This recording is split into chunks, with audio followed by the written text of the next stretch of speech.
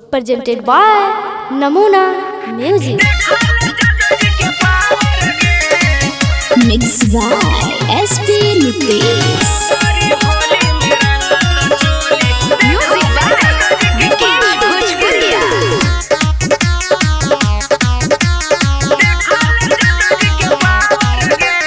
सब दिन रंग बहिनी राजा पुतावा से जनतावर गे।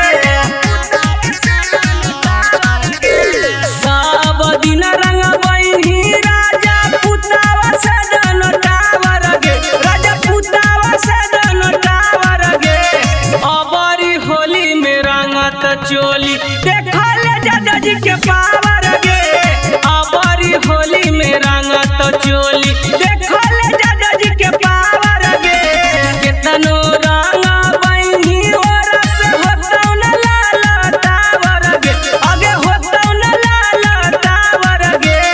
अबरी होली में रंगत चोली देखल दादा जी के पावर गे। अबरी होली में रंगत चोली देखल दादा जी के पावर गे। देखल दादा जी के पावर गे। अबरी होली में रंगत चोली देखल दादा जी के पावर गे।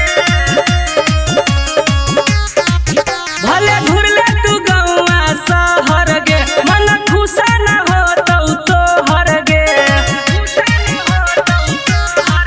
भले घुरले तू गौआ शहर गे। मन खुश न होतौ तोहर गे।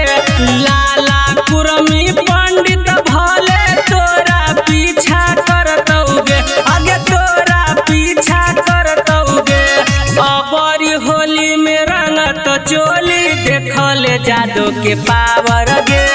अबरी होली में रंगत चोली देखल जादू के पावर गे। Namuna Recording Studio, Rajgir.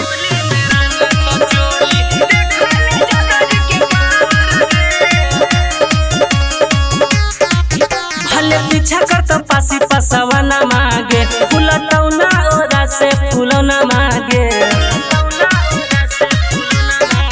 भले पीछा करत पासी पसवा न मागे। फूलतौ ना ओरा से फूलो न मागे। नंदन रचेसावा लेते रहतौ तोर खावर बागे। अगले तौ तोर खावर बागे। अबरी होली में रंगत चोली देखल जादू के पावर गे। अबरी होली में रंगत चोली देखल जादू के पावर गे। Namuna Recording Studio, Rajgir.